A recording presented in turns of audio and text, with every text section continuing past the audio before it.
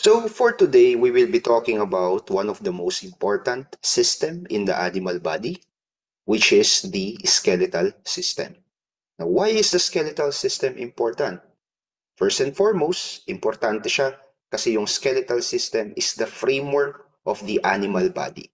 It provides support, it provides protection, and at the same time, it facilitates the movement in animals kasama na tayo dyan. So again, itong skeletal system na pag-uusapan natin is just an overview. We will not be talking a specific skeletal system of a specific animal, but rather we will be tackling skeletal system as a whole. So titignan natin dyan yung mga compositions ng ating bones. Titignan natin yung process on how bones are being formed, particularly the long bones. We will be looking at the different types of bones. And lastly, the two main systems or the two main bone groups in your skeletal system. So simulan na natin by discussing ano ba or saan ba gawa ang iyong bone. Okay, what is the composition of your bone? And just like any other part in your body, your bones are made up of bone cells. Particularly, it is made up of four bone cells. We have osteogenic cells, we have osteoblasts, we have osteocytes, and osteoclasts.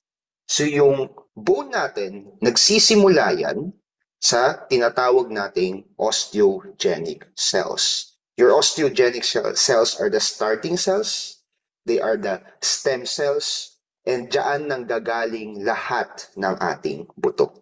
Okay? Now, yung osteogenic cells natin, through cell division, yan ay nagdi-differentiate. So, ibig sabihin, siya ay nagkakaroon, yung cell na to ay nag-i-specialize, and these osteogenic cells now will turn to osteoblast. And the osteoblast is the cell responsible for bone formation. Nagsisikret ngayon yan ng tinatawag nating bone matrix. Okay? And yung bone matrix na yan will eventually become the mineralized version of your bone or yung matigas na version ng ating bone. Now, the osteoblast is very important, ulitin ko, for the growth and formation of your bone. Now, once these osteoblasts are embedded into the bone matrix, so we have, isipin nyo na lang, you have your osteoblast here, and then magpuproduce siya ng bone matrix sa kanyang paligid. Once na na-embed na siya, ibig sabihin, napaligiran na siya ng kanyang bone matrix, the osteoblast now will start to mature, and the osteoblast will turn into what you call now as your osteocyte. So your osteocyte is now the mature version of your bone cells, and yan ay very important when it comes to maintenance of the bone matrix or the bone structure. Okay? Now, itong osteocyte mo, dahil ito yung mature form niya, darating yung time na yan ay maluluma, so magkakaroon ng breakdown of bone tissue.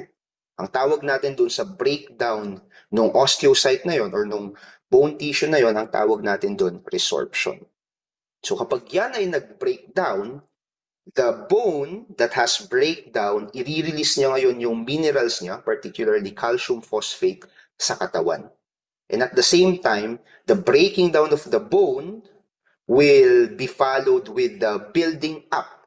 Okay, so the breaking down of the bone will be followed by remodeling of the bone, and ang cell na na-involved dyan is yung tinatawag nating osteoclast. Okay, ulitin ko lang, yung ating bone resorption, ito yung proseso kung saan the bone, okay, the bone will break down itself, okay? It will break, the osteoclast will break down old or damaged bone tissue. Tapos yung minerals niyan, ipupunta niya sa bloodstream. And at the same time, it is the natural process kung saan nire-remodel ng osteoclast yung ating buto.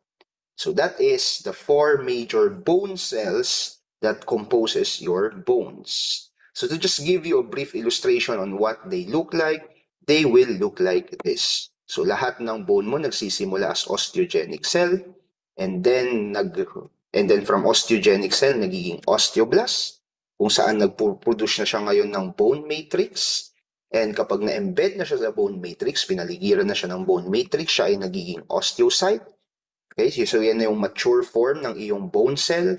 And then this osteocyte now will be, through the process of resorption, will form osteoclast, kung saan nabi-breakdown yung bone, nire-reabsorb ng katawan, and at the same time nare-rebuild for in relation to strengthening or maintaining the framework of your bone structure. Aside from your bone cells, bones are also made up of what we call as osteoid. And the osteoid is the organic part of your bone matrix. Primarily, gawa yung osteoid mo sa tinatawag nating collagen. Collagen is also the same material that you can found in your hair and in your nails. Okay?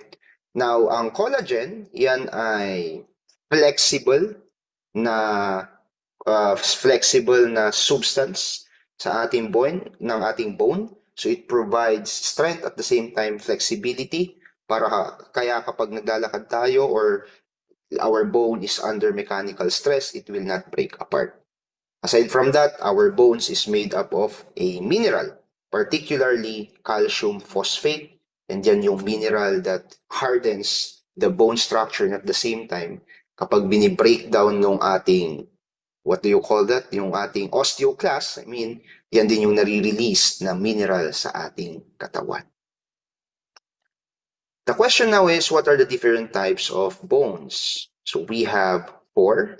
We have interosseous bones. Okay? Now, yan yung bones that is being formed between other bones. So later on, makikita natin yung picture ng interosseous bones. Basta ang mahalaga dyan, these are bones that form between other bones. We also have the trabeculae, which are found in spongy bone, which is later pag-uusapan natin.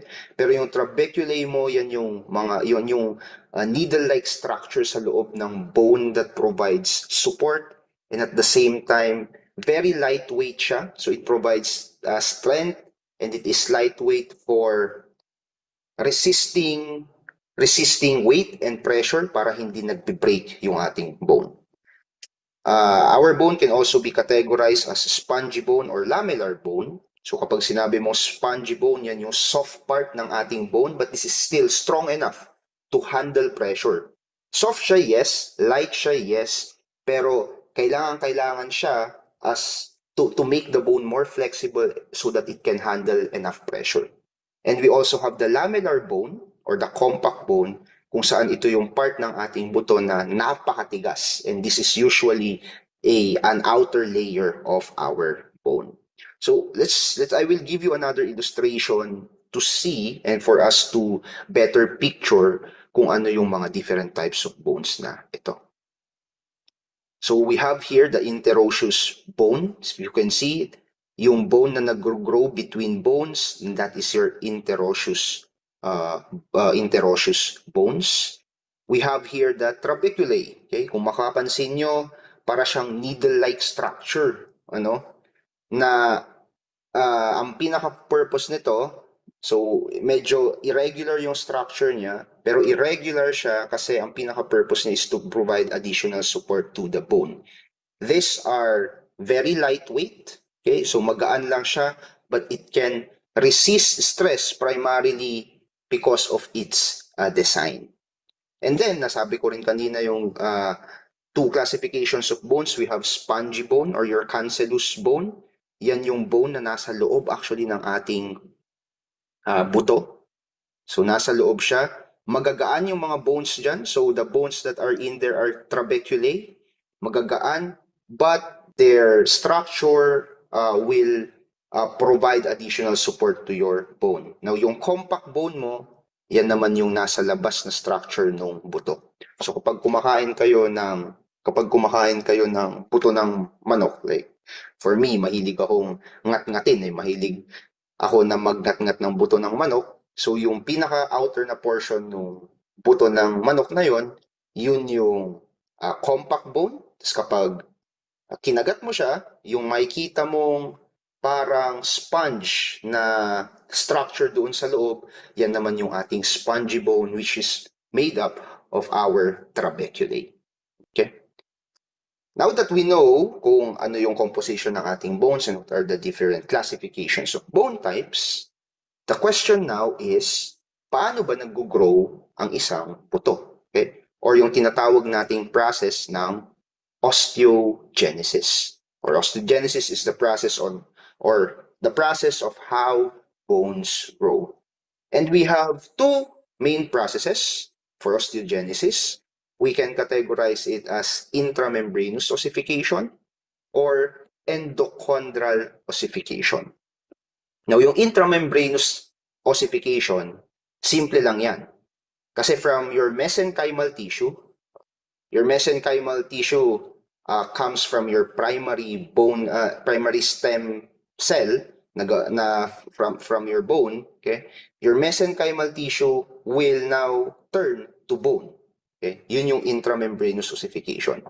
Examples ng mga buto that undergoes intramembranous ossification are your flat bones or yung bones ng ating skull, for example, or the bones that protects our brain. Okay? Now, yung process lang niya, very straightforward, from mesenchymal tissue. So from cells that becomes bone, it just becomes bone. That's it. So straightforward yung process. Yung endochondral ossification naman medyo complicated kasi from mesenchymal tissue, nagiging cartilage template siya. So from mesenchymal tissue, nagiging cartilage template and then saka lang siya magiging fully mature bones. So yung endochondral ossification, madalas makikita yan sa ating mga long bones like yung bones ng ating legs, bones ng limbs ng hayop, yung kanyang femur, etc.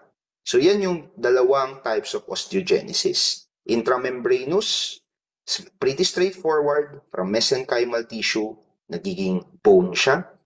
Ang example dyan is yung flat bones. And the next one would be your endochondral ossification, kung saan yung mesenchymal tissue nagiging cartilage template muna bago siya nagiging buto. And example dyan is yung long bones ng ating hayop. Just give you a brief picture on how intramembranous ossification works. It is simply parang napahapyawan na natin to on how the bone is being formed when we're talking about the different types of cells in the bone. So yung mesenchymal tissue mo, your mesenchymal cells mo will basically group into clusters, tapos magdi-differentiate sila, magiging osteoblast. And then yung osteoblast na yan, magmamature, magiging osteocyte. And then yung osteocyte na yan will basically now be responsible in the formation of spongy bones sa gitna. Okay? Yung support na nasa gitna ng ating buto and later on the formation of compact bones na nasa outskirt naman or nasa outside part ng ating buto. So very straightforward, from mesenchymal cells, diretso naging buto na siya. Yung endochondral ossification naman, nangyayari siya particularly sa long bones. So, nandyan yung ating mesenchymal cells. Okay, magdi-differentiate siya to form what we call as chondrocytes. What are chondrocytes? Chondrocytes are specialized cells that forms the cartilages of our body. What are cartilage? Yan yung parang soft bone part ng ating katawan. So, yung chondrocytes na yan, unang-una gagawa muna siya ng cartilage model or cartilage system before it can become a fully grown bone. Yan. So yun yung differences between the endochondral ossification and the intramembranous ossification. Now the area here, we call this as the epiphyseal plate. And dyan yung area kung saan nag-grow yung ating long bones and it will look something like this. Okay? So yung area na nandito, yung ating epiphyseal plate, dyan nag-grow yung ating long bones. And it is divided into different zones. The first zone, we call it as the reserve zone or for some sources, tinatawag din nila yung zone of resting cartilage. So, sa zone ng resting cartilage, nandyan yung mga cells natin. Okay? Nandyan yung mga cartilage, nandyan yung mga cells natin. And ang ginagawa nila, they will be setting down there, but then, kapag sila ay nag-produce ng matrix, sila na ay pupunta sa tinatawag na proliferative zone or the zone of proliferation. Kung saan yung mga cells diyan, the chondrocytes will now actively divide. Kaya nga siya proliferation. So yung mga chondrocytes sa area ng zone of proliferation will actively divide. And then ipupush niya ngayon yung mga different cells na yan and mapupunta na ngayon siya sa zone of maturation and hypertrophy. Okay? Or the zone of hypertrophic cartilage kung saan the chondrocytes now will become large, okay? Lumalaki sila, and then they become mature, they enlarge, they thicken. They are now responsible for the thickening of the epiphyseal plate. Now, after maturation, yung mga chondrocytes na mamamatay, pupunta na sila ngayon doon sa zone of calcification. So, cell death, nagkakaroon ng calcification. Yan na yung point na sila ay tumitigas. And the last zone is what we call as the zone of ossification, kung saan yung calcified na cells natin, they are now replaced by bone, solidifying the new bone tissue. So, yan yung process ng bone formation if we are looking at it in the angle of endochondral ossification. Okay? So yung meron tayong epiphyseal plate, dyan tumutubo yung ating bones, nandyan yung ating, sa reserve zone, nandyan yung ating tinatawag na chondrocytes. No? Chondrocytes, these are simply specialized cells that will form your cartilage. And then from the reserve zone, napupunta sila sa proliferative zone when they produce their matrix. And sa zone of proliferation, they will actively divide. Tapos mapupush yung mga cells na na-divide na yan, magmamature and grow sila into the zone of hypertrophic cartilage or the zone of maturation and hypertrophy. The chondrocyte here will mature up until such time na sila ay mamamatay. So kapag sila ay namatay, pupunta na sila sa zone of calcification. Sila ay makakalcify in that zone, okay? And they will be deposited now to the last zone, which is the zone of ossification, which is basically nandyan na yung ating new bone tissue. So I hope that is clear yung bone formation naman in the perspective of the epiphyseal plate. Again, nangyayari lang ito sa ating long bones. Okay? Sa ating flat bones, ang process is intramembranous ossification.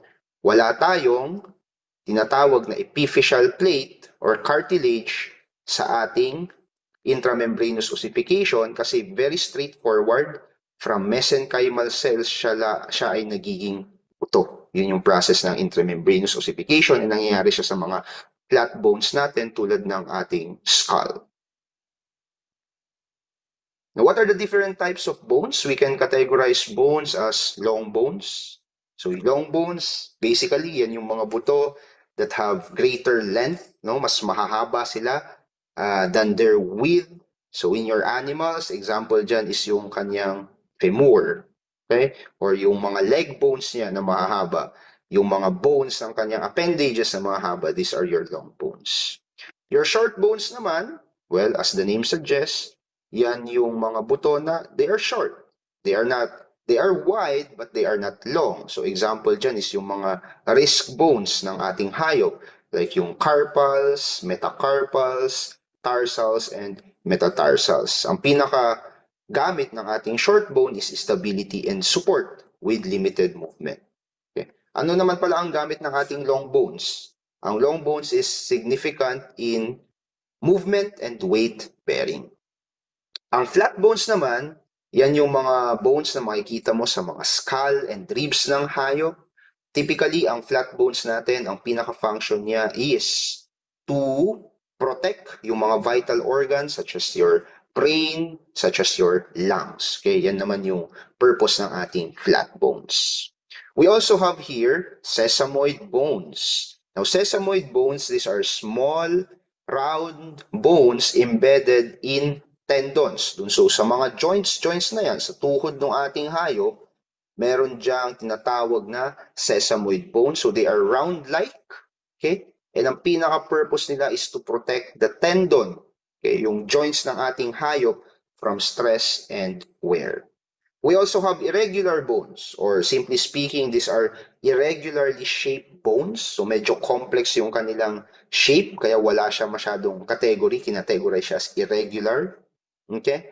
Pero ang pinaka-purpose niyan is also to provide support and protection. Example ng ating irregular bones is our vertebral column or our vertebrae, okay, which protects now the spinal cord of the animal. Lastly, one of the specialized bone is what we call as pneumatic bones. These are usually found in birds. Ang pneumatic bones is makikita sa kanilang pakpak, okay? So yung bone ng kanilang pakpak, it's hollow, okay, and puno yan ng air spaces. Bakit? Kasi kailangan medyo lightweight yung kanilang pakpak kasi yun ay nakakatulong to facilitate yung kanilang paglipad. So yun naman yung ating pneumatic bones, which is usually found in the bone wings of your chicken, of your birds, I mean. Now, we have the skeletal system, and there are two important groups in our skeletal system to classify or to categorize yung mga bones natin. The first large group is what we call as our axial skeleton or axial skeletal group, okay? Now, the axial skeleton, this consists now of the bones that form the longitudinal axis of the body. So, yung pahabang axis ng katawan ng hayop, nandun yung kanyang longitudinal bone. So, ano yung mga bone examples na nandyan sa kanyang axial skeleton? Examples, you have skull, you have vertebral column, you have the ribs, and the sternum. Okay? Now, so, itong area na to, yan yung ating axial skeleton. So, yan yung skull, yung vertebral column up until to this tail, and at the same time, yung ribs part or yung sternum part that is also used to protect the lungs and heart of the animal. So if you can see, the axial skeleton system now is the bones that form the longitudinal axis of the animal's body. Anong purpose ng ating skull? Is to protect the brain and form the structure of the face. Diba? Yung vertebral column naman natin, it is to protect the spinal cord and support the head.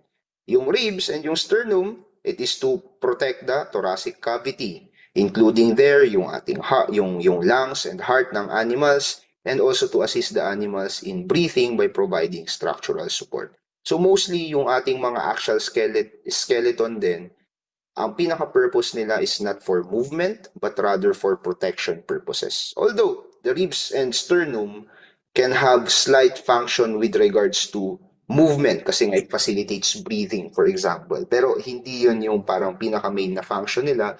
Ang main function ng mga buto sa axial skeleton is for protection. Now, yung mga buto naman na na responsible for movement, okay, ang tawag mo naman doon is yung ating appendicular skeleton. Okay? So yung appendicular skeleton mo is the rest of the bones aside from your axial skeleton. So particularly, sila yung mga buto na nasa limbs, nasa legs ng hayop, nasa girdles, no, nasa singit, kumbaga, and they are very responsible. Their main function is for movement. So outside, spreading out of your axial skeleton will be your appendicular skeleton.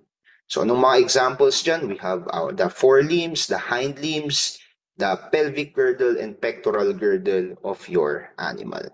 So kung titingnan natin yung hayop na to, for example, so yan yung ating skull, vertebral column, yan yung ating axial skeleton, and the rest that is related to movement, such as your forelimbs, your hind limbs, yung girdle dito, okay?